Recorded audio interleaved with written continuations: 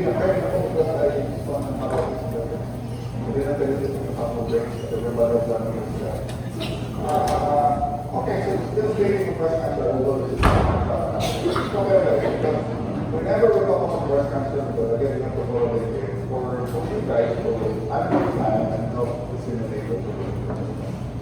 For the females right now, you should do self-breast cancer.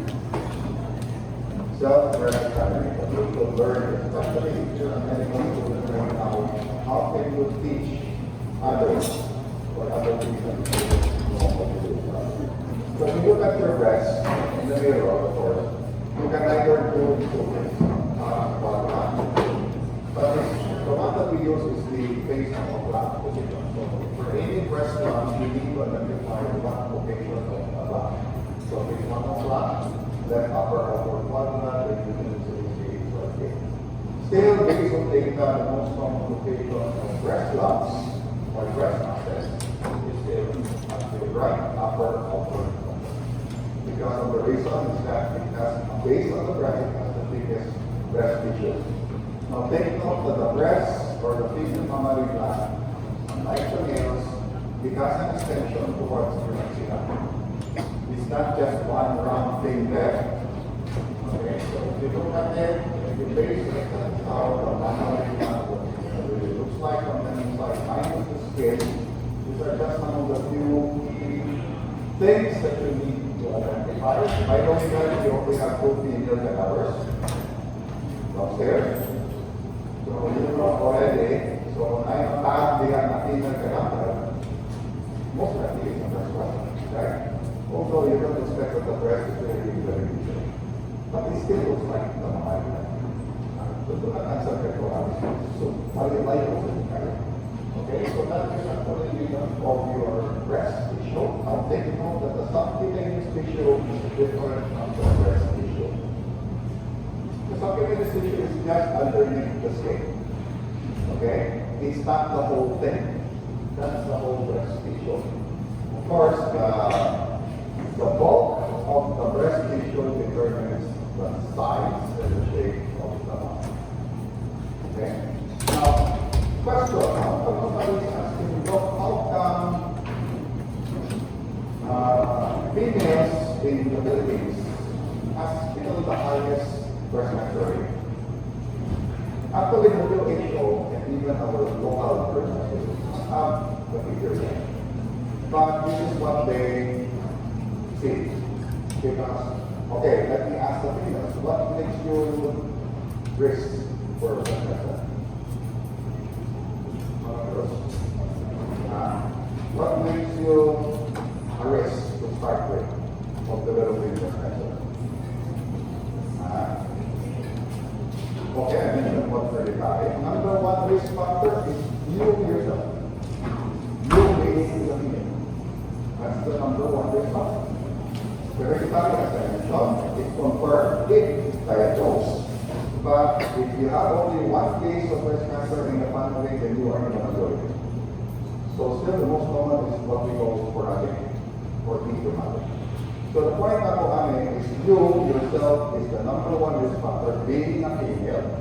And they believe that, again, most of the breast cancers are hormone dependent. Estrogen. Because they believe that among Asians, the Filipinos or Filipinas have the highest estrogen rate. Okay, exposure to estrogen. Now, what makes it stop exposure to estrogen? Can you give me an example? Physiology for men. What is the cycle in your menstruation that during stop estrogen? During your menstruation, right? Physiology, female reproductive. Now, if you are menstruating, that is actually the protective time, which is only what? Only about 3 days. Gamay naman ang inyong protection sa menstruation. Okay? Estrogen goes down, progesterone goes up. But it's only about 3 days because the cycle. When you menstruate mo about 3 to 5 days the most. Don't tell me you menstruate for 20 days. So it's only about 5 days. So that is your protected time per month if you are regular. Okay? Now, what is the best protection? Meaning no estrogen, progesterone, or no estrogen. Come on. Come on, guys. It's during pregnancy. Right? But I'm not saying that you have to get pregnant in order to protect you. When one is pregnant, you don't have estrogen. It's progesterone that controls the reproduction, the formation of the placenta. I think you need to go back to your own estrogen. Okay, you are protected for 9 months. Diba? Of pregnancy. So, protected ka. Again, guys, I'm not saying no, hindi mo mag-protect. Para di ko mag-breast cancer, asama nyo. Well, anyway, and that is the truth. Contraceptive pills is progesterone. They say that it can protect. But here's another problem. You have such an effect of progesterone. Right? There are other options like what? Oophorectomy. You have no plans of getting married because or getting pregnant because you are so career-oriented. I want to be a doctor, I don't care about pregnant family. And you have your ovaries removed. Why not you want to get married? You're in love with your profession. So, have some malakong. Okay, what the worry, right? Because it's from your body. You can also take artificial because from the current level of happiness. But these are a lot of options, so these are a lot of questions you have to do with pregnancy. Because it's a fact also, because I used to have a motor of my own member before, so my story, by the way. For mga suki, patients are nakamatrik. Breast cancer. One of the most common, those who get breast cancer is the nuts. Because they don't get pregnant. Diba? Most of them are nuts and but they of course in the day of life, they have operation. So anyway, these are just a few examples. But again, guys, you cannot stop it from happening. That is the reason why you have to do early prevention or early detection of the collapse. Okay? So okay, when back to anatomy focus na, there are only very few structures I want you to focus. Breast tissue, you have your lobules, then you have your lactiferous ducts, lactiferous glands, then you have the ducts. They form together, about 15 to 20 of them will merge, then it forms the liver. The areola actually has nothing to do, it's just a landmark, okay? But we've always coined it as the liver areola complex. So when you talk about the areola, that is where the convergence of the 15 to 20 lactiferous ducts occur. You don't just see it grossly, but microscopically you can see the openings there. Then we're going to open the importance of investigation. So looking at it from the sagittal section, those are your lobules, connected to your lactiferous glands, and of course they become engorged during pregnancy, during the level of and that is the reason why, guys, during your menstruation, because progesterone steps in, you are not advised to examine your breast during menstruation. Do not examine your breast during menstruation because it's too stressed, because it's all engorged and it's painful. So meaning you have to rest 5 days after. So when we ever become a patient on a clinical breast exam, we always tell the menstruation is during, if they're regular, they're going to come back 5 days after the last day of menstruation. After the last day, not during the first day. Okay? So these are the things that if you want to do your examination properly. Talking about breast tissue, take note of the shape of the female mammary gland. There is a extension. I would like to say cute. Cute is okay. So your breast is not just one circular thing. It's not just extension. We call that the axillary thing. We usually call it steps, not really a tail. Now, this one actually has a connection towards the mucosa. If you look at the green things there, hard part is staging for breast cancer will determine the level of mold involved, which are antications, lymphatics, and this is a very, very important part of staging. Okay, number one is the sila, you have the supraclavicular area, then you have the internal thoracic, and even the lateral and medial pectoral. So it's very rich with lymph nodes. So that's the reason why the lymph nodes actually are plays a very important role in prognostication and in staging. Okay? Okay, so if you want to look at the details of the breast. Now again, you heard that the removal of the breast is what we call as mastectomy. But for breast cancer, we do modified radical mastectomy, MRM. Meaning, we remove the breast, the whole breast, we remove the fascia of the pectoralis, major muscle, then we also do axillary resection. Only up to level 2, because it is up to level 3. Okay? We cannot use the level 3. Studies have shown we don't really need to go level 3 as a level. Of course, part of the management of breast cancer is surgery is not just enough. You have to do radiation. You have to do chemotherapy. Surgery is not enough. Okay? Because again, it's very dramatic. So you need to do chemotherapy and radiation for local control. Okay, so these are the warning signs of breast muscles. Although commonly at your ages, you feel a breast lump, still the most common thing of breast cancer. Still for the females at your ages is still fibrosis cases. You let it wait until you have finished your menstruation. Sometimes it will just disappear. Okay, but if it won't disappear after the menstruation, that is subject. We always do corneal biopsy. We always do biopsy before we even talk about precision. There are a lot of options now. Okay, so that is actually considered stage 4, even though there's no mass.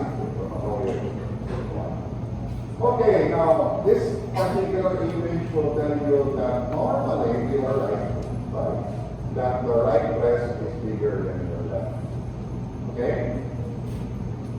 Anomaly ng balik at your breast left into the hook. Again, it's nothing to do with embryology. Meaning the bigger side for bilateral organs is where it first develops. Meaning that's not a human developed, which one it first develops. So, but the difference is not that big. It's not as like that.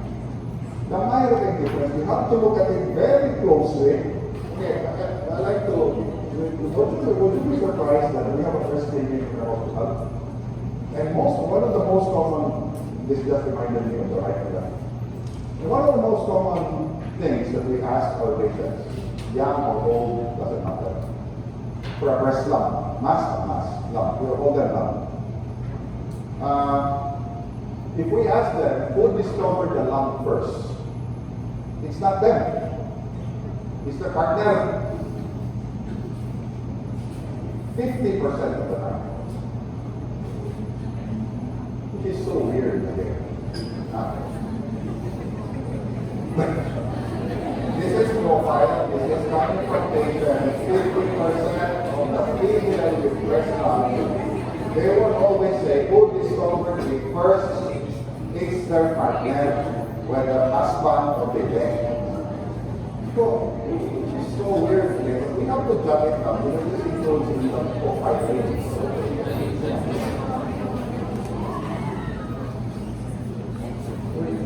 Supposedly, you yourself identify that.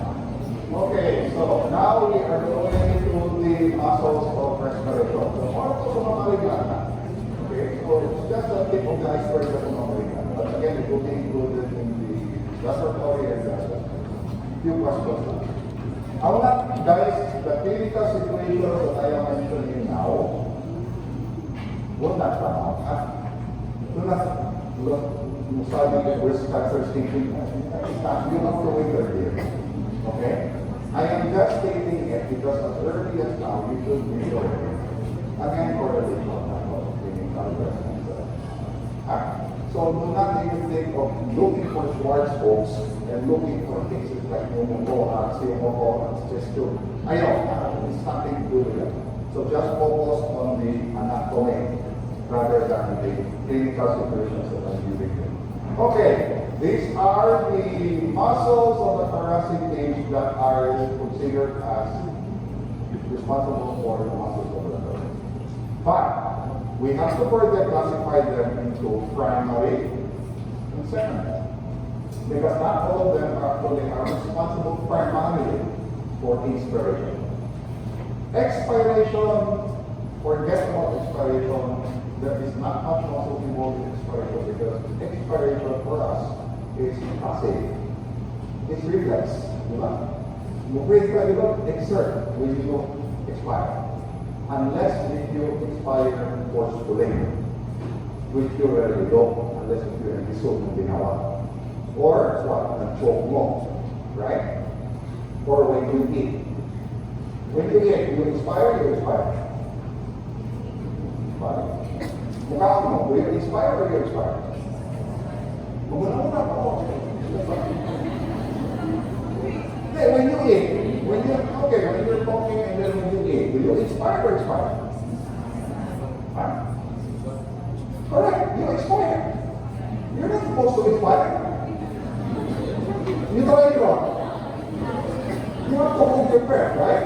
You hold your breath when you eat or when you talk. You cannot do things, two simultaneous things at the same time. Now you are doing it last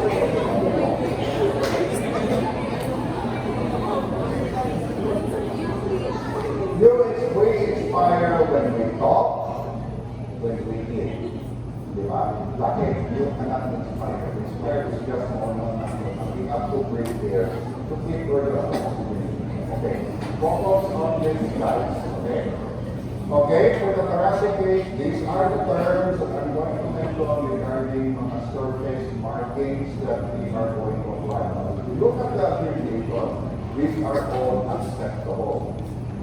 These are all acceptable by DLL. These are all acceptable by AHO because that's not sila. Okay, so but you need to know the meaning of this. Now, some of them are self-explanatory. We always use bones as landmarks because bones are standard.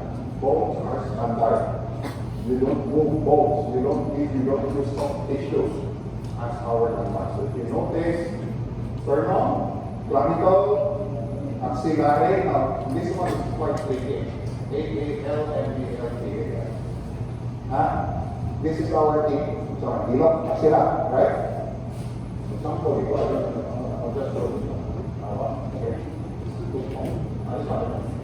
Okay, anyway, axilla na to, right? Now, take note that this is our A-A-L. This is our A-A-L. These are all imaginary lines. Meaning anterior axillary line. This is the mid axillary line. That is the posterior axillary line. The rest is okay. They are very, very important. So now, these are also considered now as the thoracoappendicular muscles. Some of them helps in the respiration. So nilapad naman sa mga pectoralis, these are the big muscles. These are the tiny muscles. I think anatomy wants just you guys to memorize more. They don't have a major role in respiration, but nevertheless, they still have potential in these guys. Okay? Some of them plays a very, very small role in respiration, hardly very, very significant. Okay, since we already mentioned about the serratus anterior, so definitely we're going to have a serratus posterior. And they come in two sides. You know, the LC, the intercostal. This one is going to be our bones. Okay? Because of the significance and the importance as far as respiration. And you have the subcostal again, and you have the most unique one is the transverse thoracic. Some books will say transversus thoracis. Some books will say transverse thoracic. Really doesn't matter. Okay. Sige? Transverse thoracic, but most of them transversal thoracic. Okay, let's go first the muscles. We already talked about the one. Pectoralis, and these are also the pectoralis minor and serratus. We go first to the theory part. Now, this is what we're going to do. Just get that aside. I'm going to show you the theory part, meaning the description. These are all theories, by the way. I'm going to talk about description, then I'm going to flash you later. You are now Genesis on the phone. During our time, what we need image. You know what? Because of the PowerPoints. During my time in medical school, it's all projector overhead.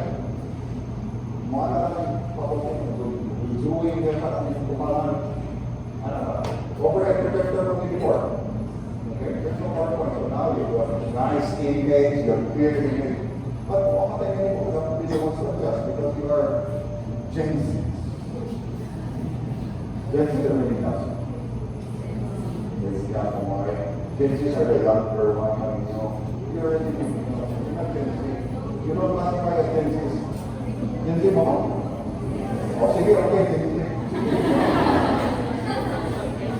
Sige, Genesis, okay. Genesis nowadays, as all the people, you need to see, come up with a very fun image. Without image, it's your own, because again, I understand pictures or images more than it. It's the same way when you become Christian. When you see your first patient born in diagnosis, you will never forget that patient. It's always the first. So if you see an image, unfortunately, okay, not this picture. I'm going to talk here, stand here, and talk about words. I give one. Okay? You get lost. But that's the reason why this is how I do it. I describe, then I show them. Okay, so you have to look at the description first, not the other way around. Sometimes I show the image and then I give you the description. It should be, for me, it's more of a description. Okay, now, when you talk about muscles, as in all other anatomy, what do? We always look at origin, circle, and of course function. Everything is in the book, and in the book there are very nice tables. There's a nice table there. Tables in the back. So we're going to talk about the force. I did not include the force, especially for the vessels. I don't know. The force part, they even mention the force. Guys, okay, I'm going to tell you now, the force will not come out. Because I'm trying to put too much of it. Force power, the big mass flow behind you.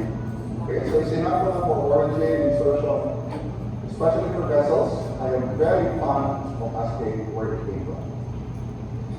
Origin. Origin is a vessel. If you're going to say, for example, circumstantial artery, I need to know where it came from. Not what is the supply of the intercostal muscle. It's no challenge for you. Because the name is same name. So I need to know the origin. So the same naman siya, because there are a lot of structures in anatomy which have the same name for its blood supply. And the vein also is the same. Right? So I need to know origin, but of course not all. Okay, so let's go with the SBS, which is the serratus posterior superior. Take note of the origin. And where is it? The nuchal ligament is the one here behind the occiput, looking at the nuchal ligament behind the neck. Okay, so try to imagine. And where is it heading? Take note. From the nuchal ligament to the second to the fifth rib superior border. Then you go to the inferior, coming from the spinous process from T10 to L2. Okay, T10 to L2, meaning last two thoracic, first two lumbar. Okay? So again, imagine taas ubos going up. Right? This one is from above going down, inferior to the ribs, to those number of ribs. The inferior is spinous process, vertebra, going up. So, na-entry ko si wait. Muna yung imagine, wala yung imagine. That ang imagine. Okay? So that's your SPS. That's your nuchal ligament. Muna yung origin. The origin is the nuchal. While this one, the origin is from the spinous process of your T10 to L2. But it's covered by a very, very strong fascia known as the thoracolumbar fascia. that white thing there. Okay? So that's your SPS, SPI. Then out of the figure. Okay. Now, let's go to the LC. Levatores Gustavo. Origin. Where is it inserted? What is its function? A little bit over different. Imagine mo siya now.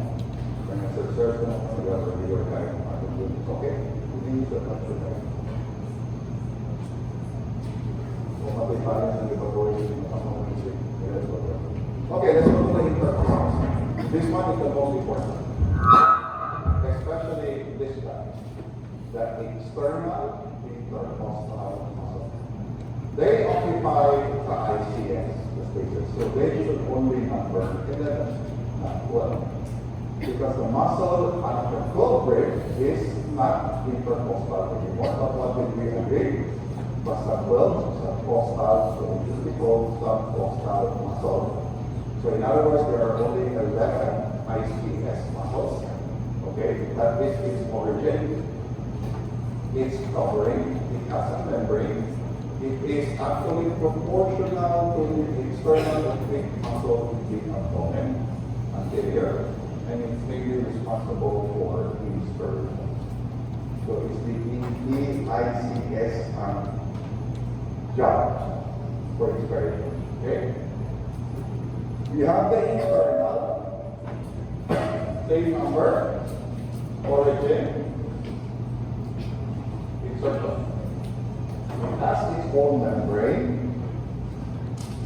It is proportional to the also the internal oblique muscle of the anterior abdomen. And it is not inspiration, but expiration. We're talking about force expiration, not the normal expiration. Okay, so when you expire forcefully, the internal intercostal muscles are the ones acting. Okay, so external expiration, internal expiration. Then you also have the innermost, which is similar to the internal. The importance here, actually, no origin insertion, the same with the internal. Sometimes it's so hard to segregate the innermost from the internal. They are fused as one, but they are still innermost. Now, the importance of this particular layer, or in between with the external, is where the intercostal vessels and the nerves are found. Question: where are the internal intercostal vessels and nerves located? So I'm going to give you the options of layers. So it's usually found between the internal and the innermost. Okay? Not external, internal. Not even the core. And it's also responsible for expiration, development, force. So in other words, they are similar with the internal, more or less. Okay? So looking at that, take note of the external, internal, innermost. The only way you can identify the external from the internal is take note of the direction of the muscle fibers. When you look at muscles, you need to look at the direction of the muscle fibers. If you're going to correlate it in your karate. Now, example is when you look at the fiber, just imagine putting your hands in your pocket. If you don't have a pocket, imagine if you have a pocket. Direction. Okay? So meaning the external intercostal muscle direction of the fibers is heading the way. While the internal, same with the innermost, is directed the way. So by layer, if you look at the layer, take note of the direction of fibers. The same during exam. So ano ang ganyan direction? Basta towards the pocket, external. But towards your contralateral shoulder, internal. Okay? Forget about the innermost. It's usually the same way that it's usually. Fibers. Look at the muscle fibers. You can actually see the muscle fibers. Of course, the subcostal, so I mentioned anything that is not the level of the 12 rib, Anything below the toe grid actually is called circle stop. Lower thoracic, originating circle, stay with internal, a little bit of the pressure from the toe grid. Okay. That is the subcostal muscle. You will hardly can see it, so don't bother looking for it. I have never identified a subcostal muscle yet. Besides, it's located posteriorly. You need to put your attention okay, so forget identifying looking for that. If we can't look for it, then don't bother. Then you have the transverse thoracic, the last one. It's a conglomeration of about 4 to 5 muscle fibers directing like a sun ray. So unique, but a lot of you will know it. Origin, exertion, so it's heading, it's proportion to the muscle of the abdomen, and also acts as a witness okay? That is the direction, the shape of your transverse thoracic muscle. Okay? So any muscle that you see below the body of the sternum, you will never miss that one. You answer transverse thoracic, you are about 60% correct. Okay? Because coming on sa okay, I want to tag an external intercostal muscle here. I will not add the to deceive you. That's unfair. I have to tag it far away. So obviously, rather than putting it another muscle, it gets one of them. Okay? So if I add something here, then of course we have to transfer to muscle. But again, there's a difference between picture. Okay, so as a summary, only on the type of muscles that we were talking. So external, superior, superior, right? SPI. Then you have the lemmacoris postalis. If you look at it, they're 12 in number. Then you have the subcostalis, and you have the minimus. Very well. So more or less that's the correct evidence. And then if you put them all together, those are the muscles of the spine. And the one that's going to be subcostalis, or the lemmacoris, the posterior, thoracic,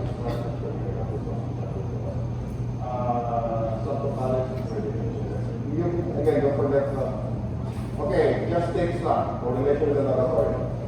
We can identify external intercostal approach, and internal, innermost so hard, this is already used with internal. Those are the things like transverse thoracic, yes. Forget about looking for the lemmacoris. Forget about looking for the subcostalis. Okay? And the innermost. So those are the three.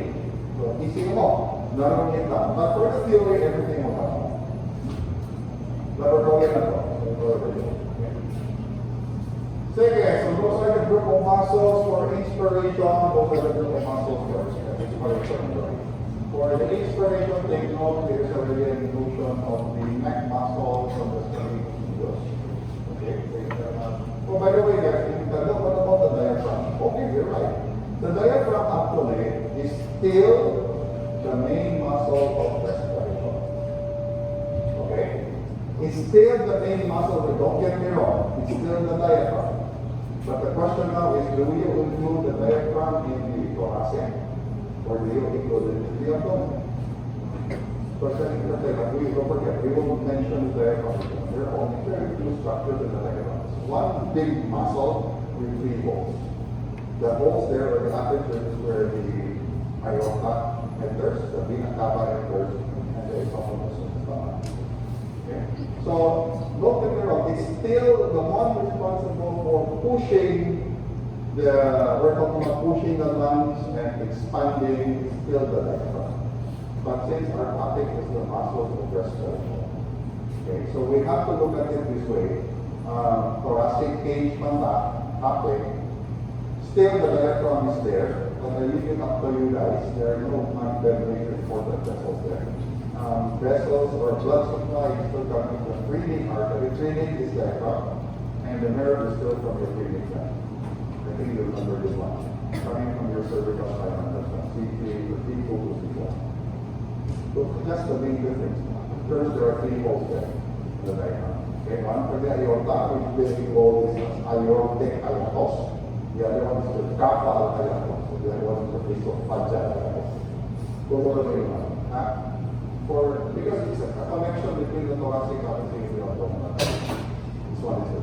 Still the diaphragm there on the knee. Summary between the two and the accessory. Okay?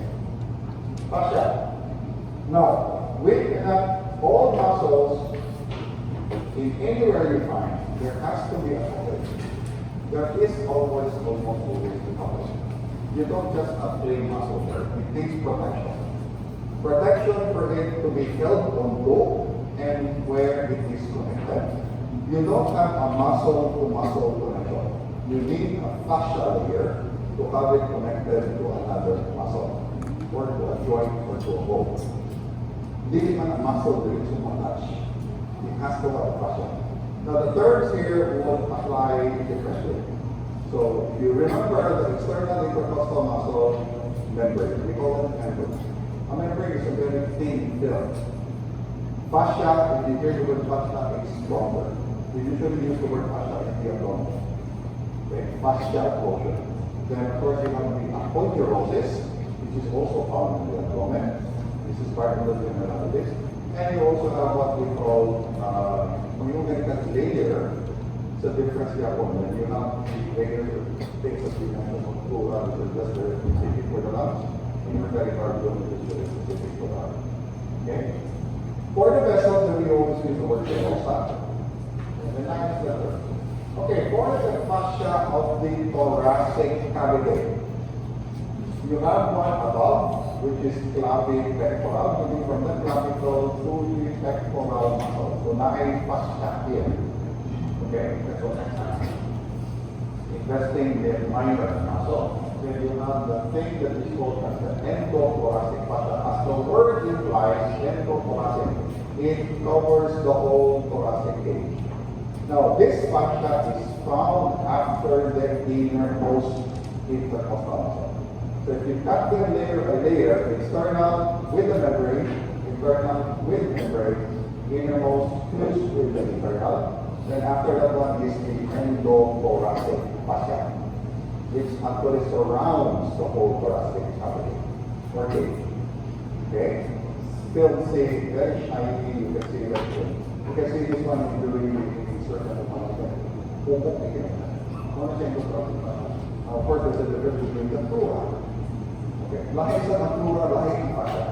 So anyway, all siya ang description. Yeah, even it extends all the way to the apex of the lung. So the endothoracic fascia also reaches to the apex of the lung, meaning the utmost border of the lung. This time, you don't call it endothoracic fascia anymore. You call it the apical fascia. That's another word for suprapleural membrane. It's coming from the endothoracic fascia, but it has two different things. So any layer or any fascia layer that covers the apex of the lung, meaning the utmost part of the lung, we call it suprapleural membrane or apical hem. But we prefer anatomy, we prefer to use the word suprapleural membrane. Okay? It's still part of the endothoracic fascia.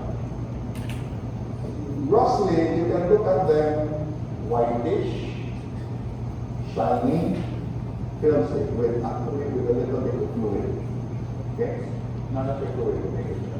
Now, if you go to the cut section innermost, then that will be your endothoracic fascia. Okay? This one. Of course, the next layer will be what we call the pleura. Of course, this will be further expanded, but since we're on the topic of fascia, I still have to mention it. Because I need you guys to differentiate pleural cavity from thoracic cavity. Now, anything that you see on the X-ray with an excess air there is not in the thoracic cavity. It's in the pleural cavity. Okay, so meaning when you hear the word pleural cavity, that should be between two pleural layers, which is namely the parietal layer. After the endothoracic fascia, you have the parietal layer. Then, of course, the one that is attached to the lungs, you have the visceral layer. As in all the other organs, right? Visceral, parietal. The space between the parietal layer and the visceral layer is the pleural cavity. Meaning, the blood, the air enters there, not the thoracic cavity. So if you hear the word pneumothorax, even though the word is thorax, it is the pleural cavity. So meaning there is a penetration, there is an injury, meaning an injured and parietal thorax. Now take note that these muscles are very thin. They're not as thick compared to the other. So any sharp object, dali na mapenetrate. But it needs a little bit of effort, extra, if you enter the thorax. So it's just like when you insert the chest tube, the muscle is no problem. Externally purple, so they're very thin. They're not that thick. We just cut through the muscle, like open, then we reach the thorax, and twist. Okay? So when we reach the thorax, that's the hard part. So we need to make a decision again, function and check. So we feel the popping from there. That's the parietal thorax. So once you enter that moment, so whenever you hear the pneumothorax moment out, penetrating parietal thorax. So meaning blood or air does not occupy the thoracic cavity. It's the pleural. But of course, the word here, you don't say hemopleura. Or line of pleural. Or pneumopleural. Misnomer na siya. But actually, it's pleural. Looking at it from anterior view again, from further layer, that is your endothoracic fascia. That means the parietal thorax is the one attached to the lungs. It's the visceral thorax. Okay?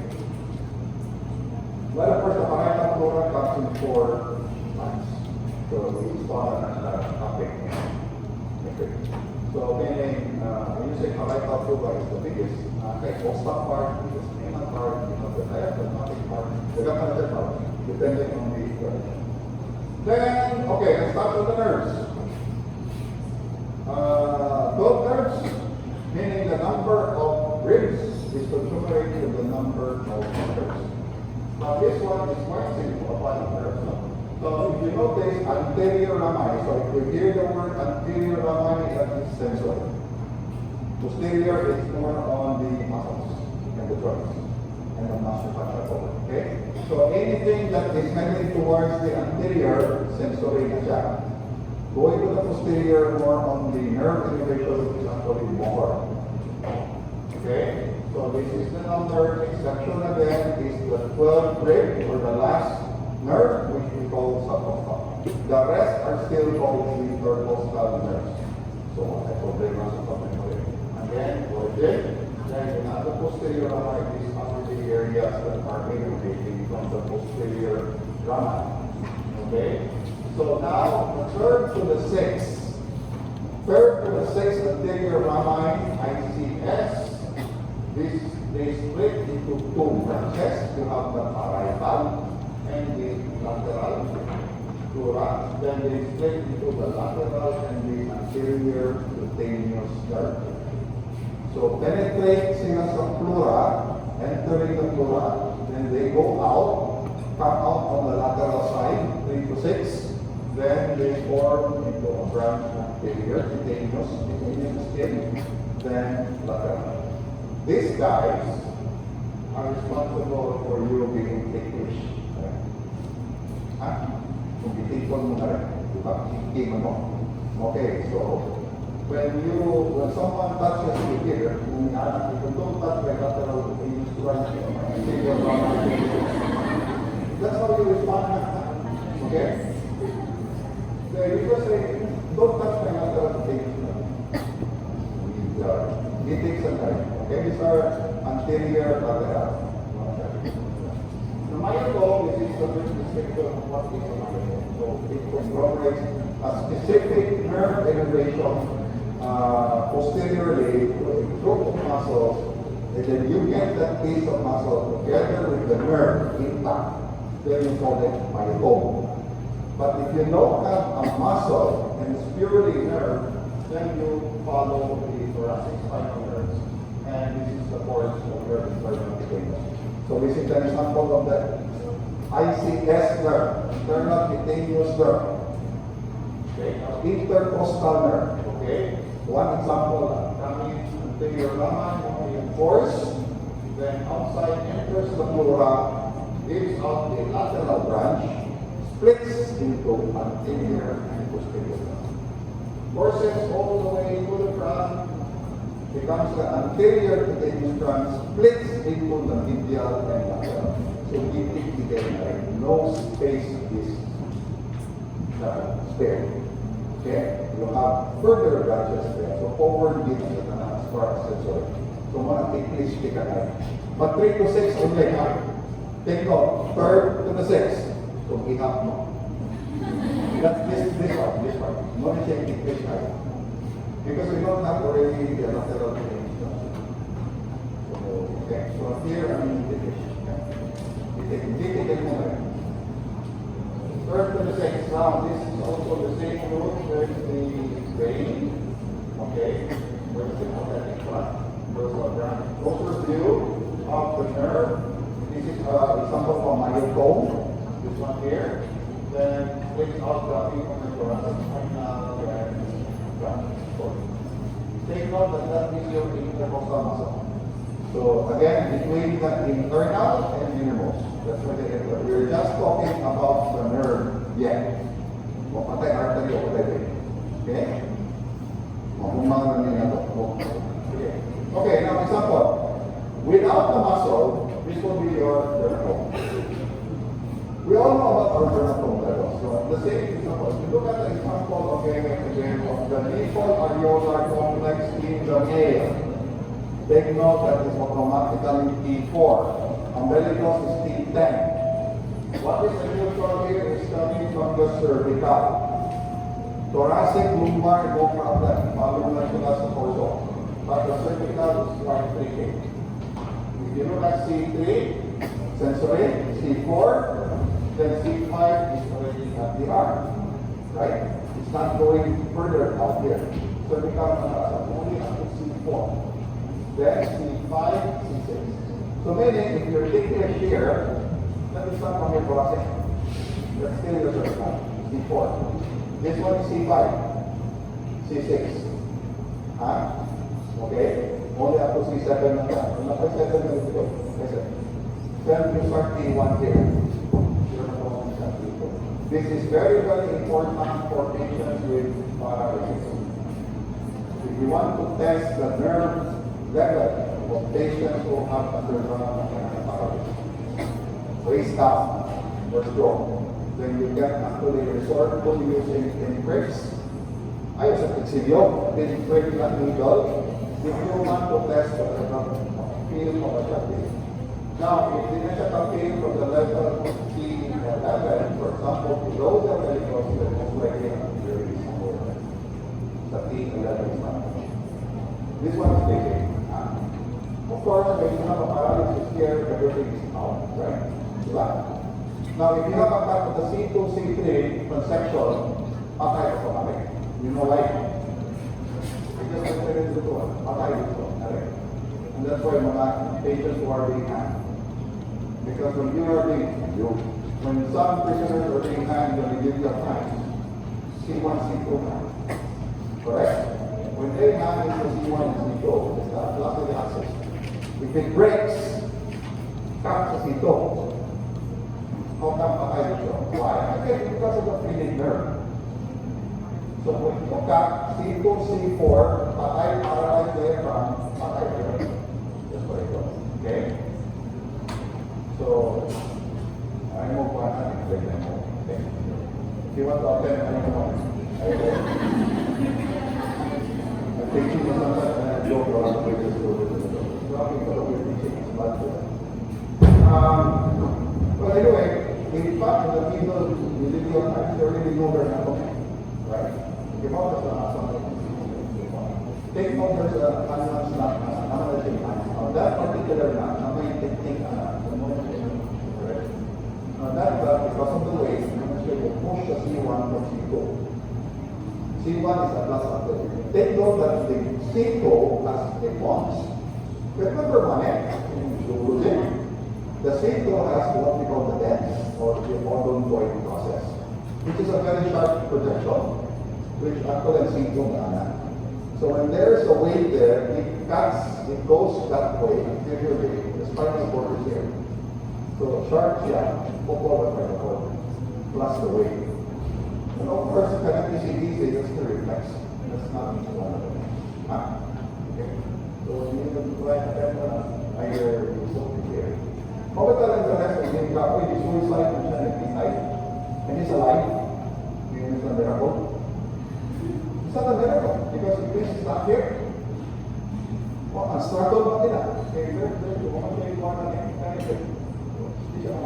teach him how to next time, I want to put it there, and not there. Let's explain.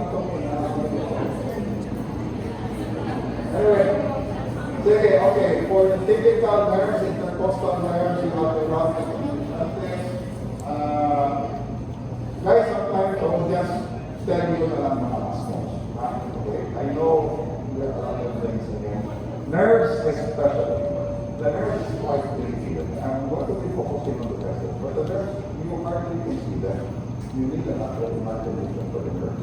You cannot also correlate them in the laboratory. Unless if you identify only the femoral, the brachial plexus, the luteal plexus, the sciatic nerve, but the small nerves, the tendons, and that nerve, brachial plexus, you can see it. Anyway, the important thing here is the nerve, that there is such a term for a nerve, and what are their area or structures that are being innervated. Okay. So, there's sources here, and this is the main nerve supply of the intercostal coming from the collateral branch and to include the spinal cord. Okay, so as I mentioned, the lateral cutaneous branch here has anterior and posterior, and that is the area that we are innervating, including the abdomen. And of course, you have the anterior cutaneous branch. That's two smaller medial. Okay. Again, part of the terminology is of fundamentals, medial, lateral, correct? You have to get used to those terms. And of course, you have the muscular branches, which is, again, as the name applies, innervates all of these muscles individuals or collectively. Okay? There is some review. Those are for the typical intercostal nerves. They also have an atypical intercostal nerve. Okay. So it has more or less the same. So typical 3 to 6, the atypical is the 1 to 2. Forget about the 12 because that's your subcostal nerve, and there are some peculiarities as you go down further. For the A1, take note that there are two branches from T1. Now, what I'm referring to T1 is thoracic spinal nerve. T1, anterior sensory, comes directly from the cord, which is the lateral cord of the brachial plexus. Then the smaller one is directly from the first intercostal nerve. For the first and second intercostal nerves, coming directly innervates the first two ribs. Well, understandable, 1 and 2. And the first intercostal nerve unusually has no branch, unlike the 3 to 6. Remember? The 3 to 6 has the lateral, has the anterior, second has no branch. This has second intercostal nerve. The second, or sometimes the third, confused that it has no lateral. By the way, let's not take note now. First, no branch. But for the second, this is more of clinical significance. Because this second nerve, coming from the T2 spinal nerve sensory, is bigger. Okay? It's bigger. It's internal, it's large. It's also known as the intercostal brachial nerve. So, second spinal nerve, intercostal brachial. Intercostal, meaning in between brachial. Brachial plexus na namuami sa in between the cords. then it goes to the serratus anterior, like the course, and all the way to the arm. Once it reaches the arm, it changes its name into the medial epidemius brachialis. Here up from the origin people, along the axillae area, it is intercostal brachial. Once it reaches the arm, it's known as the medial brachial epidemius. Clinical significance. One of the most commonly injured nerves during mastectomy. Okay? It's right here in mastectomy. What happens to patients with an injured medial brachial epidemius? Of course, really high, but it has a very morbid post-cause. The major complaint for patients is numbness here. They cannot feel anything. Basta appear siya sa resection. And it's quite small. But you can actually know it by forcing the hook. So this is the thing that we need to find a way to. Now take note again, guys, you don't just say to your patient na, okay na, you become mortality. But if your patient has a problem right after next, now take note that once the nerve is cut, it does not regenerate. Unlike vessels where it can form coagulants. Okay? Or digital. But for nerves, it's not. It's permanent.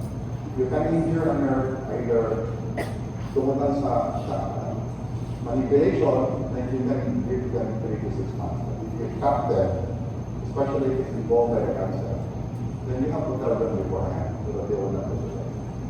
And the pain relievers for nerve, big complex does not work. Big complex, you do not give big complex for nerve injuries. It's useless. You don't give pain relievers the mold. You have to give, which is quite unique, the antidepressants. Or the TCH, which is the tricyclic antidepressants. Number 1, tricyclic antidepressants you cannot just prescribe anywhere. You need an S2 license. It's not the S2 license, it's an S2 license from the FDA. In order to recover how much that are. So you cannot just prescribe the patient and the body. Okay? Because it can be living, but it's the only treatment for pain. Lyrica can help. Lyrica is antidiabetic, this is the name, Lyrica. But it's quite expensive also. One is 80 pesos. So imagine maintaining it for life. Okay? And lying there, it is like a thing. So this is the major word that we need to watch. Okay. This is up to 2. Atypical. The typical is 3 to 6.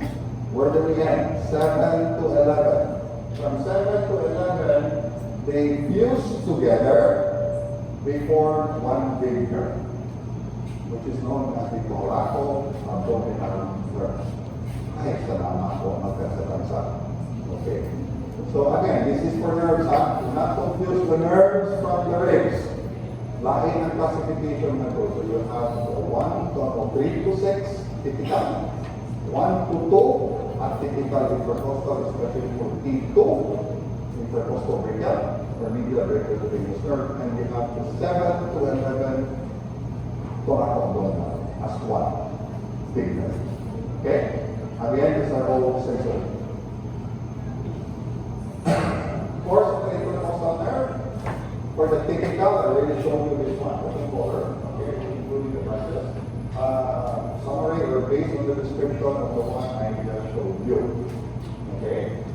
First, second, lower 5. This is atypical. That's why the 3 to 6 is not mentioned here. So 1 to 7, 11, 3 to 6, typical. Okay. So when you hear the word typical, actually individual intercostal nerve with the branches. Remember? Imagine anak na lang. No? Sometimes studying anatomy is like putting a keyword. You're very fond of putting abbreviations for numbers. Like typical, 3 to 6, thickish. Meaning, these are the nerves, the confocal nerves, which has the lateral cutaneous and the anterior cutaneous. 3 to 6, which makes it typical. The rest has no branches. 1 to 7, 11. Okay?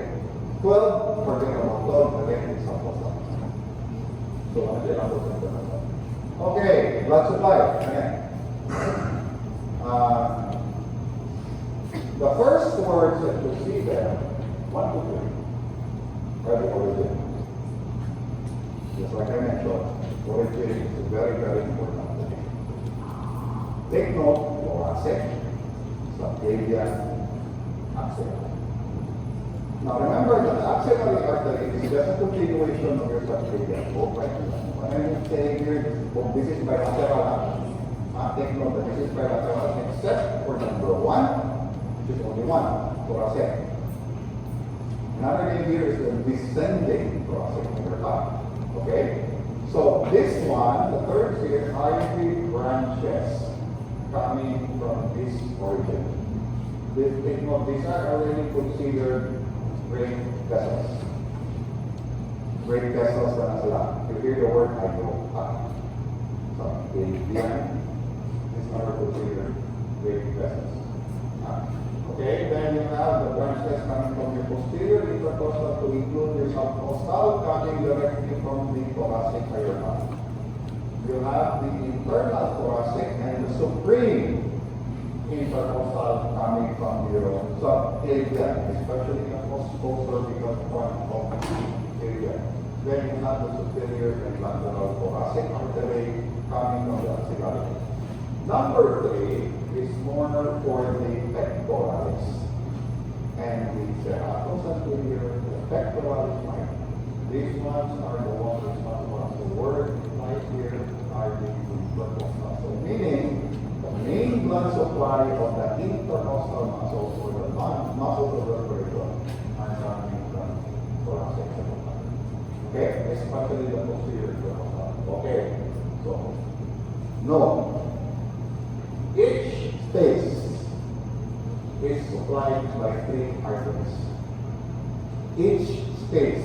So how many spaces are there in the intercostal? 3 arteries. So you're going to memorize 33 branches. Give it up, don't worry. It's the same intercostal. It's the same line. Okay, take it on before we proceed. There are 2 posterior intercostal. That's 2. For each space, there are 2 posterior intercostal coming from the thoracic aorta. And you have 1 anterior intercostal. So that makes it 3. Okay? So what are the names? Intercostal na dyan. So, of course, in total, 33 is the whole. Right? Correct? Anyway, except that for 11. So this one will be the exception. I'll tell you later on what is the name for the benefit. So this is how it look this one. This is your thoracic aorta. Your thoracic aorta, as a recap, comes from the arc of the aorta, coming from the ascending, coming from the descending. Review na sa first aorta. Sa thoracic aorta. Okay, that ventricle ascending arc, then it becomes the descending thoracic aorta or thoracic aorta. Okay, now once it enters the thoracic phase, it's more than that. It gives rise to the posterior intercostal. What is peculiar here again is the first 2, because the first 2 does not come from this thoracic aorta. As what was mentioned, number 2. The beauty of anatomy, you can always say only chapter etc. Okay, the first 2 does not come from the thoracic aorta. It comes from 1 directly siya. Okay, I exception na. Comes from the thoracic aorta, but you don't call them as intercostal artery. We call them supreme. Okay? All the way up supplies the first intercostal space. We don't call them intercostal, we call them supreme.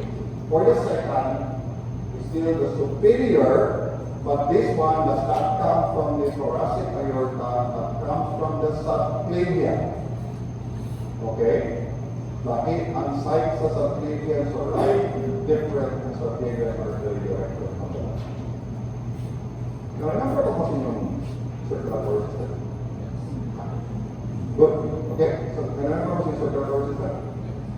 not the right lung. They it's the branches, but the major branches coming from the heart towards the heart, away from the heart. Okay? Towards away, but there are big branches. Focus on the big. Now, if you notice, the subclavian has three parts. You have the first part where the internal mammary comes out. We mentioned about the internal mammary, which is the major supplier of the anterior intercostal. So they meet with the posterior intercostal. More na ang blood supply sa artery, intercostal. Okay? Now, the internal mammary used to be called internal thoracic. Actually, internal mammary can be born now as internal thoracic. That's the old term. But if you answer internal mammary, it's still fine. But we suggest that you use new word now, internal thoracic. From the first branches of the second part is where the costocervical front comes out. And that's where the superior intercostal comes out, which is the second. It provides the second intercostal base. Then for the third, to the sixth down, one posterior intercostal.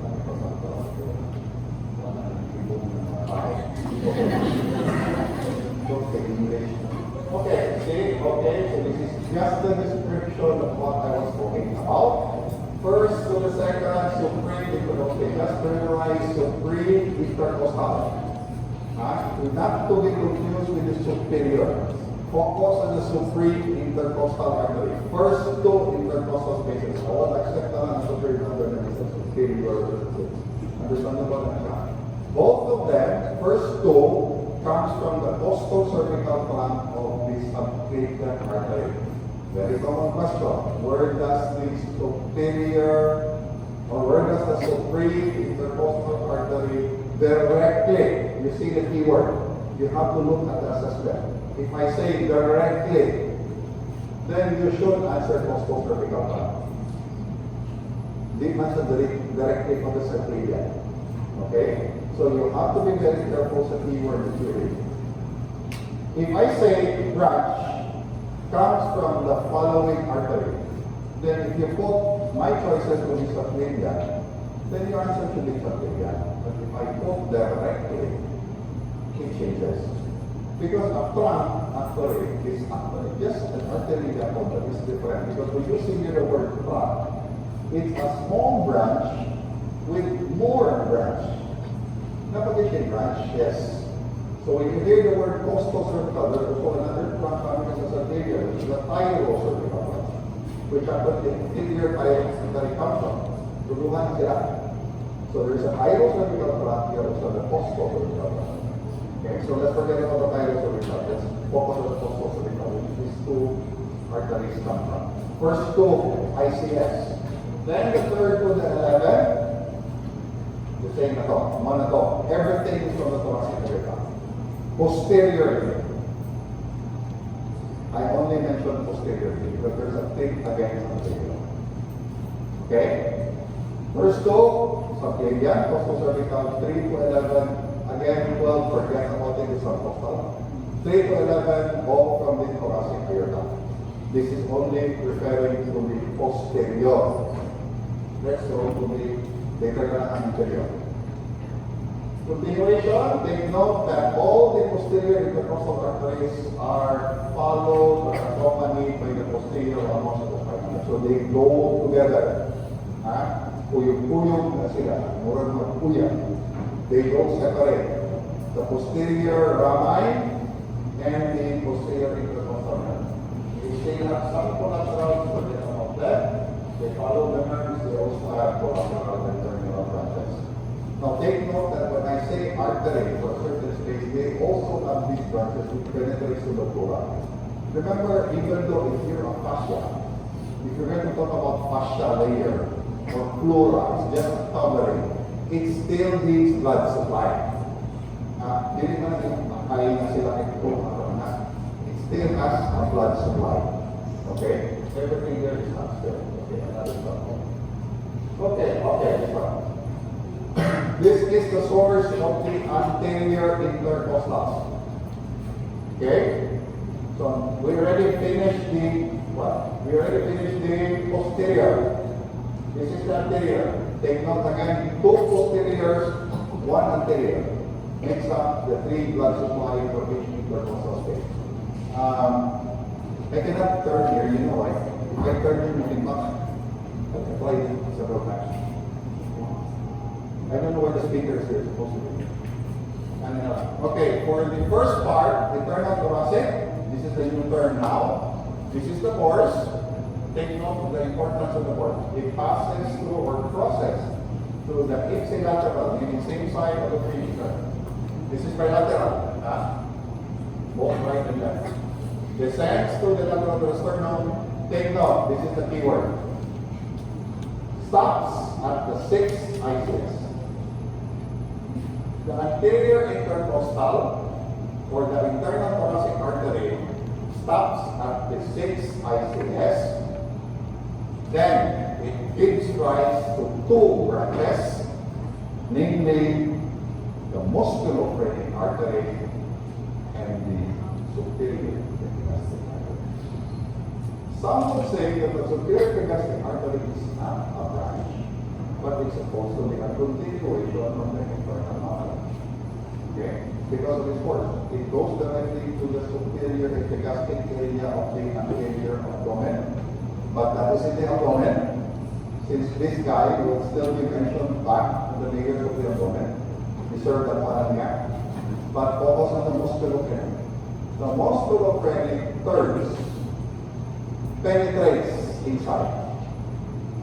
Then forms monovian origin, then actually gives rise to the anterior intercostal artery. Okay? The next one.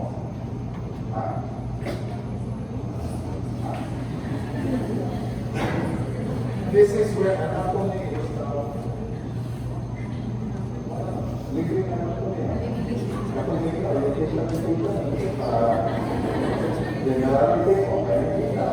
This is where it gets the real Latin. I will leave it up to you. I don't think I can touch up with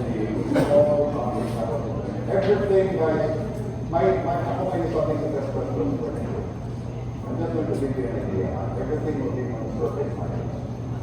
Generalities. But on top of it, I think he also mentioned some like abduction. Okay? Ito mga abduction, but this is descriptive. When do you say the patient is when you say away from the organ? Okay? What is the same side? What is contra? What is the other side? One akong third, one akong side. Okay, I always give that. It's a very short topic, but again, everything is in the book. Focus na lang there. Everything is in the book. I don't shy away from the answer. If you just read the chapter or fundamentals, you will surely get it. Try lang with your figure. Sometimes if you read this, you have to. Okay, sige. This is your internal thoracic artery. Stops at the 6th ICS. Okay, stops at the 6th ICS. Splits into 2. You have the musculophrenic artery and the superior epigastric. The superior epigastric continues down. The musculophrenic artery is now the one providing the blood supply intercostal space 7 to 11. Yes, the first 6 anteriorly is provided directly from the internal thoracic artery. Gives rise to that. First 6. Up to the 6th ICS, it becomes the musculophrenic, which is now the one that provides blood supplies to the intercostal space 7 to 11. Forget about 12 because 12 is not possible. Okay?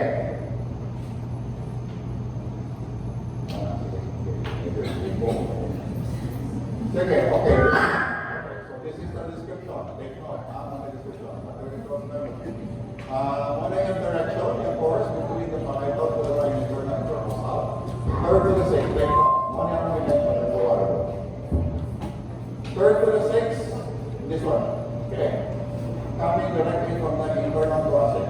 7 to the 9. This is the next one. Okay.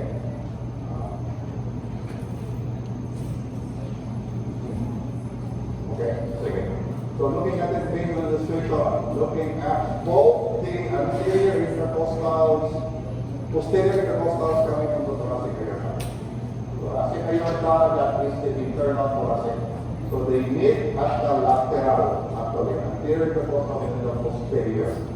They meet lateral. Again, summary, let's focus on this one. Okay, now you might be surprised, this slide will show you 7 to the 9. What about the 10 to 11? Some folks would say that the 10 to 11 has no blood supply. Free na siya blood supply. Actually, it's covered by the collaterals coming from the night. But there are some folks, again, based on the report, that it's up to 11. Okay? But there are some references that will say that it's only up to the 9. So there is no blood supply between 10 and 11 because the blood is not postal. It's absent and that's 2 intercostal veins. Okay? But if you still answer all the way to 11, I will still answer. Because I don't believe that there is no blood supply from the 10 to 11. That is solely supplied purely by the posterior intercostal. So in other words, if you try to summarize it, from the last 2 minus the 12, they have 3 blood supplies, then 2 posterior intercostal, 1 anterior. The 10 to 11 only has 2 blood supplies because they don't have the intercostal. We have the posterior. 10 to 11. Okay? Sorry. Okay, so it's a summary of the origin of these blood supplies and the direction. Take note of the direction of the information of the axilla. Okay. Last. Okay, last. Okay, you might be surprised that there are not much lymph nodes. Okay. Guys, I think it was mentioned in the early papers, but as far as generalities, the lymphatics usually, in general, follow veins. Okay? Follow the route of the veins. But it's not really necessary. There is no real name actually for the lymphatics. We will just say lymphatic. There is no name for a node because the only time you can see a node is when it becomes pathologic. So there is really no name, except for the thoracic area where there is a major variation in lymphatics. They have to end up somewhere. So there are 2 sides here, the right and the left. So if you're on the topic of the veins, we will still touch a little bit. Everything, the lymphatics coming from the lower extremities of abdomen still goes to the thorax. Everything is drained from the thorax, so we have to mention that one. Okay, intercostal veins, the same with the arteries. 11, posterior. The nice thing here is they don't have anterior. Beginning, right? One has the anterior. But they still have the internal thoracic vein, but you just don't want the anterior. But what makes it so unique is their drainage. So again, guys, remember, if I'm going to talk about it, I'm going to ask you questions as far as the artery. Focus on the origin, the source.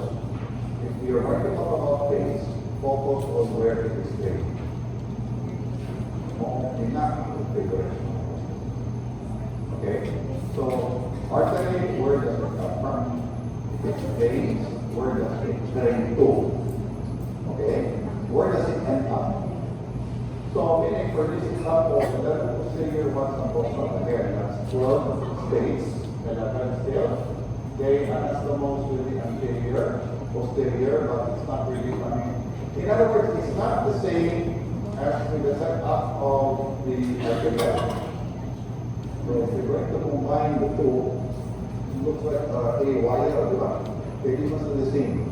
Although some of these spaces, they have the same band, they are together.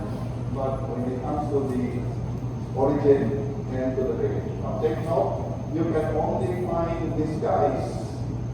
This will be I think this is not the first time you heard of the ascites system. Okay, ascites, hemiascites, sexually. These are only found in the thoracic. There is no such thing as ascites in the abdomen. So when you hear the word ascites, everything ends up in the thoracic. Okay, this thing. So take note that this is just a summary. There's not much tayo on vein compared to artery. So posterior veins from 4 to 11. Ako na lang i-summarize this particular slide. From ICS 4 to 11, they drain directly to the azygos. Because again, I'm fond of asking questions where do they end up. Azygos and azygos as one venous system. First vein, intercostal, draining directly to the brachial cephalic vein. Okay, remember what's the brachial cephalic? Second and third, drains to the superior of, they are both as the superior intercostal vein. The right vein drains directly to the SBC. Ito naman SBC, superior vena cava, while the left superior intercostal vein drains to the brachial cephalic vein.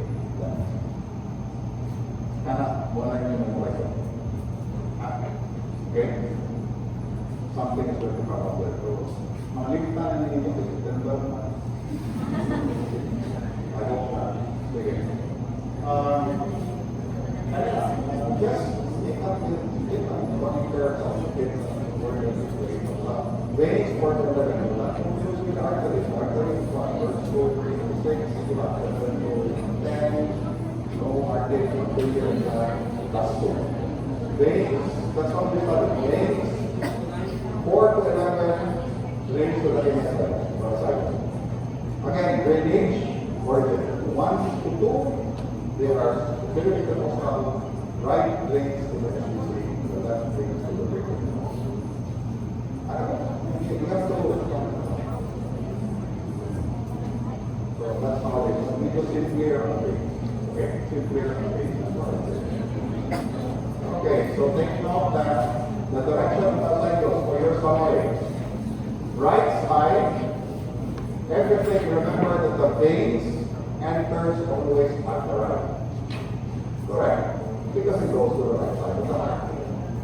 Okay, right? Then as far as the side goes, the one that is upper on the left is your accessory hemi. The one that is draining, the one lower is the hemi-azygos. The one on the right is the azygos. So everything goes here from the left, everything drains to the right. Right, including the cuttings. Everything goes right. Why right? Why everything to the right? Because the right is to the right. Understandable, everything goes to the right side of the heart. After mga drainage na after mga waste, everything goes to the right side, goes to the lungs, to the wheel, balik to the left. So everything should go here. So the major veins, in fact, if you notice, the inferior vena cava, superior vena cava is always on the right. Diba? You don't need to mention right superior. Everything goes to the right. Because nga naman ang accessibility. So if you were to look at the anatomy, the vena cava is almost always to the right, the aorta is almost always to the left. Because it plays a very important role in the abdomen when we talk about blood supply to the kidney, blood supply to the gastrointestinal tract. Depending on its location. Okay? Same with the thoracic kidney. So aside those, everything to the right. So take note now of the stations here, which enter to that first. Now take note when you hear the word accessory, we'll drain first to that accessory. Then you drain that next to the hemi-azygos. Then from the hemi-azygos goes to the azygos. It's not skipping. It's not from here, goes here. Here, here, here. Then of course, from the right side, right there. From the right side, take note, where does it end up?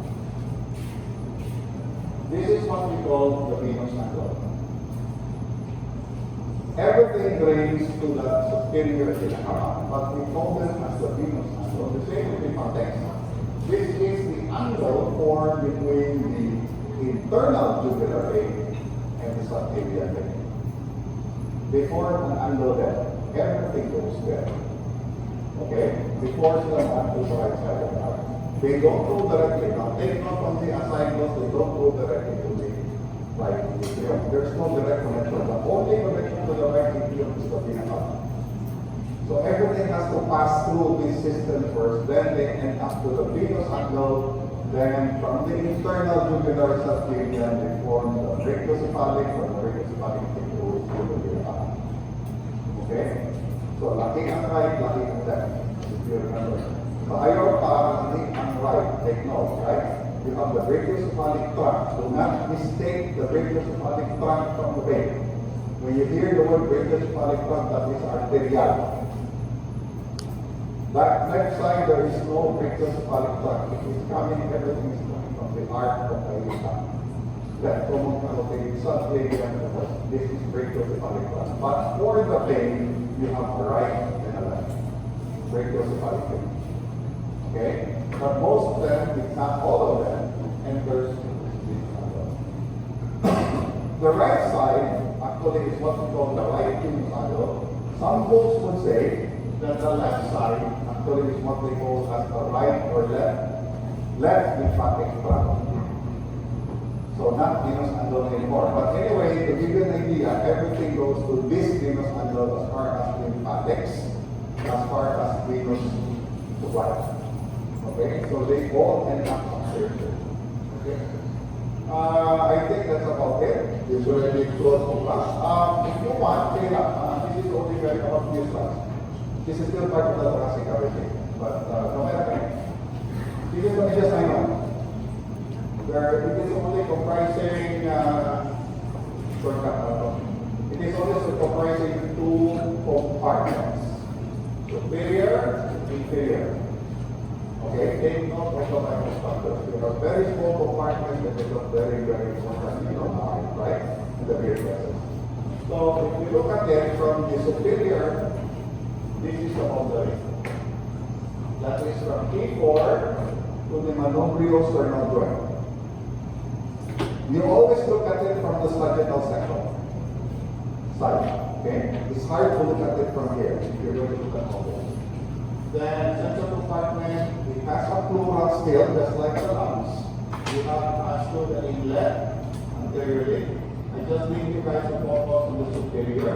This is the boundary of the superior intestinum.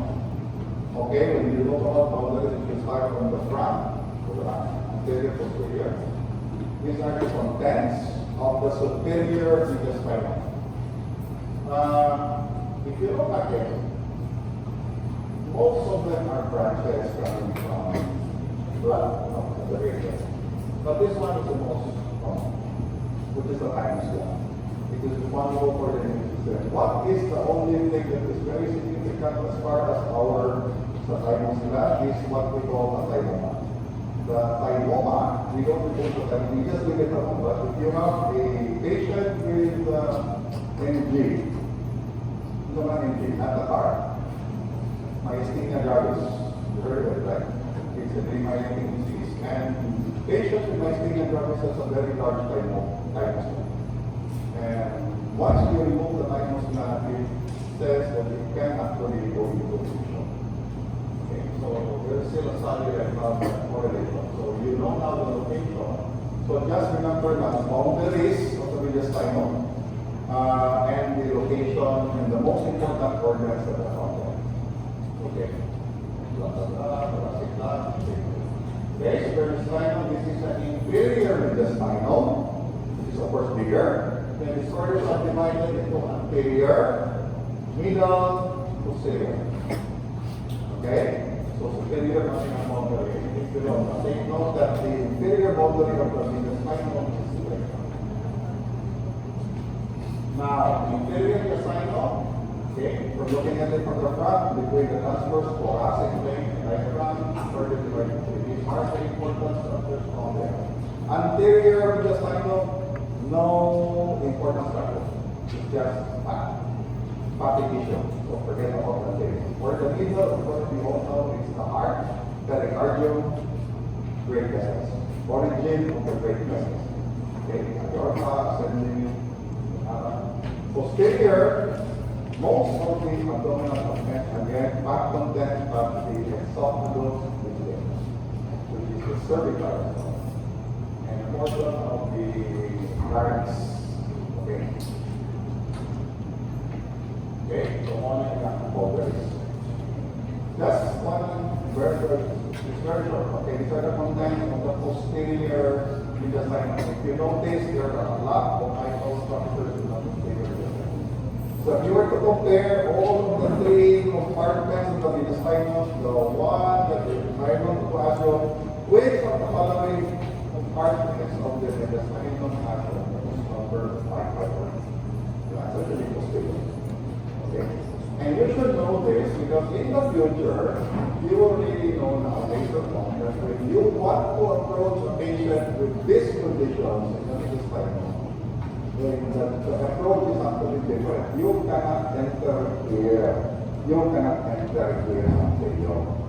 Because you know now, for example, the example a little while ago, which you know, that you want to make attention to the fact was the paradox and the so the approach will be to what the baby is, then we can approach here. Not here, because the big gap is there. But what my resident did was he repaired a baby here. Actually, my residents are, I have 5 years. They repaired the esophagus first before the baby. Which is up to them. Because they repair the one here first. Then it goes to one around. Okay, so they repaired the one. You intubate them. Airways control. Airways control. So you should protect the airways. You know how to intubate them. Okay, it's not like airways. So how they get here, they come from the two layer. Then they repair that area. Okay. So anyway, the thing is also meaning if you know that it is a posterior, you should approach the system. Or not that. So these are all the scriptures. Okay, guys? Okay, no problem. So dinalatan mong general visa, do it yourself na nangay rebel. But I'm giving you tip. Just focus on the you say lateral, abduction, away, and planes. Don't forget the weight of planes. Coronal, sagittal, frontal, and its description. Okay? So study the planes. Study on the movements, abduction, fixing at the more and more. It's actually part of okay. Okay, before you take your lunch, use light just to increase your appetite. This is, okay, now we were talking about the lack of survey markings and tests. Anterior, you see the difference now between pictures with color codes, very nice markings, then you see apple. Then you start to say asana, especially with an injury, you can stop here, especially with an injury, totally yes, like that. Then your normal anatomy totally research. You can actually where's the thing that will make particular line needs to know. Again, this is a prime example. This is an example I think 2 years ago. Dynamite. There are classes I got support. Anyway, and there was a joke or something like that. That now he knows how fish feels. Now he knows how a fish is when doing dynamite fishing. Okay? Of course, the effect here of dynamite is not directly, but more on blast injuries. Now, blast injuries is hard to trauma. It's like a shockwave. Things that are annoying. I think there must be some here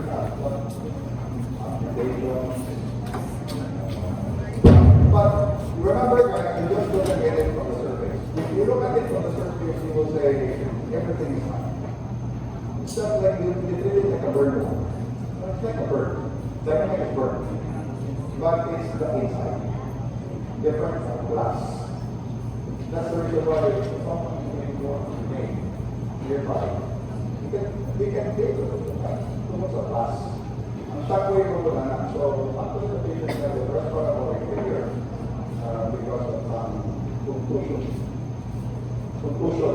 When you say concussion, there is a hemorrhage in the alveolar. It's one of the hardest to fix. It's It's not like outside or around. So that's a way to tell what. Sige, you can have your lunch. Closer to you.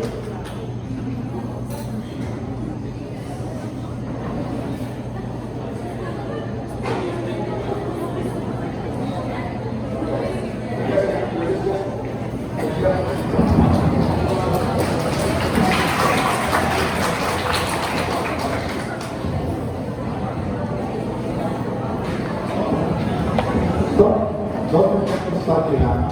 I've given you a just reading all those things that planes, hindi ko get perfect. Mga planes, kato, mga movement. Or I can, you want me to show you a few slides, hindi mo gawas. Lunch ninyo. I will not explain it anymore. I'm just going to give you pointers for morning. Okay, start.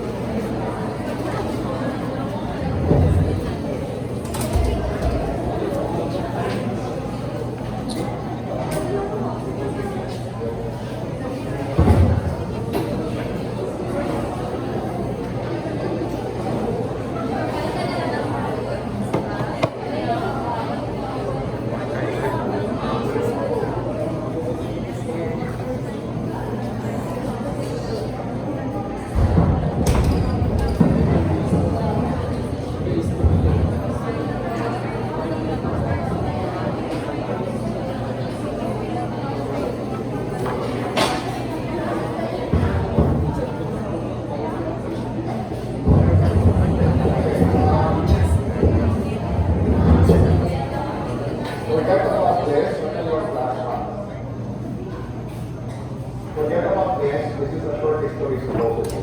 Because I'm very fond of reading history. You're not living about whenever I introduce to the parade that we have to give a back knowledge to people who started it. If all of the things just do no harm, people who started anatomy, this is Professor William Hardy, who studied the first organ that was made studying anatomy was the heart. Okay? From the heart. Because the one thing is the first one. So, imagine that this is not simple. The curiosity of these people. We have even mothers. So, Harvey is not to the kernel. 1628. He was a British anatomist. And even until now, there is a report on the understanding about the heart. Okay? Everything from physiology and anatomy. Of course. Okay, morning. I'm going to give you some. I'm not explaining it anymore. Morning, I'm going to next question. What's another thing? Give me an idea of what's happening. This is part of the one. Okay? So, region zones, part. I think it's not mentioned anything as in most of the generalities. Okay? More detailed than it is. Anterior, posterior, dorsal, trunk, and this is still part of this one. Okay. Systemic, the type of systems. Okay. I mentioned that the lymphatic is under circulatory. Okay. So let me mistake. So you can get first one. The lymphatic system is part of the following one. Which of the following system? You will surprised. A lot of you answered before and took it. You asked a lot of questions. Okay, clinical anatomy, only that's the definition of clinical anatomy or applied anatomy. Then the normal anatomical position. The Dr. also talked about this one. And the normal anatomical position. This is so important, actually. What is the, how do you describe a normal anatomical position? And it was this guy who actually drew the first map in a normal anatomical position. Who is this? Very good, Mr. Renato Da Vinci, the guy who knows it all. Yeah. He also what? Drew the paper. That is the first picture in Leonardo da Vinci. And he believes that in order to be proportional, you need to fit in the interval and the square root. This is simply titled the map. So, kung proportional ang imong lengths, times, you need to have that equidistance between the square and the circle. Okay? Of course, that is the normal anatomical position. So if you look at it, right? So when do you say normal anatomical? You sleep. When you sleep, you are always in a normal anatomical position. If you sleep from your side, then you are not normal. My point here is, that's the reason why there are some good videos about for just doing your one. That's the reason why in your project or for an assessment of alcohol, we don't recommend certain IDs here. But it's the most common dorsal base of the hand. Why? Because it's accessible, it's alive, correct? But remember, when a patient sleeps, di ba kamsipan? Whether you like it or not, when you go to your REM stage or dream state, actually, never they don't appear because you're living in a dream, you're living in a Candela or you always assume this is the normal anatomical position. The problem there is your IV here for patients in the hospital is large behind the chances, right? Or like bleach, or they will go to some bus, whatever we prefer here. So again, basic rule of thumb, because that's the basics, not even the best. And still the best side for certain IV is just about it. It's still very popular. The most superficial is the longest. Okay, I'm going to go because when you go to the butterfly, face off on the butterfly, it's the one that is already. So you don't lose one, better to get straight. And actually your forearms, your radius will not act as a muscle. You don't need splinting anymore, especially for pediatrics. You don't need splinting anymore, it's very straight cut, right? And try to imagine the picture if you're asleep with a straight cut. Like so you always use this one.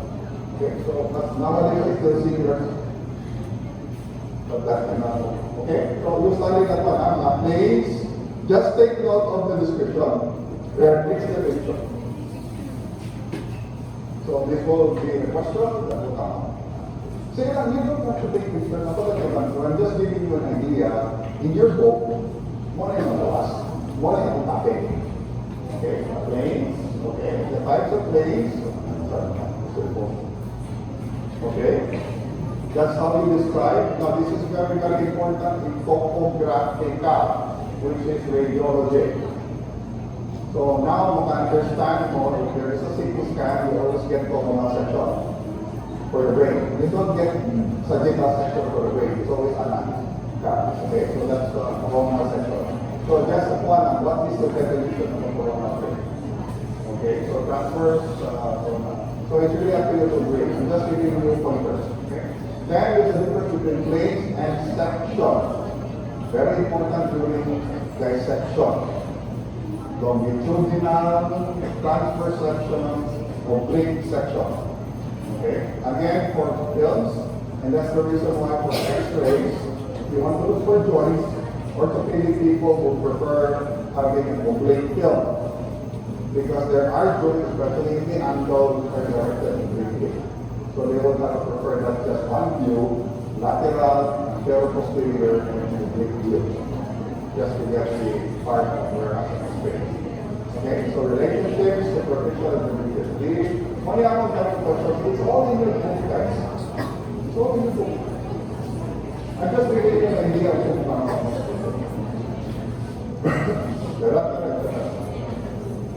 Kanila axillateral same side, contralateral is other side. So if I'm going to say you have a contralateral injury, head injury, mari ang force, but you have a contralateral hematoma, then I'm referring to the other side. Okay, these are anatomical terms. which you will be using in the future. So bilateral, unilateral, so both, I don't want you guys to hear anymore. Both should be bilateral. Or two. Okay, flexion, those reflection patterns are more focused on the extremities, more on the wrist, and the ankle. So just go for the description, like they say, those reflection, and the opposite first. That's the conduction, again, most of them will be applied in the ankle and in the wrist. The version is marami silang box. Actually, I think you can go. Yeah, actually, it's the other one.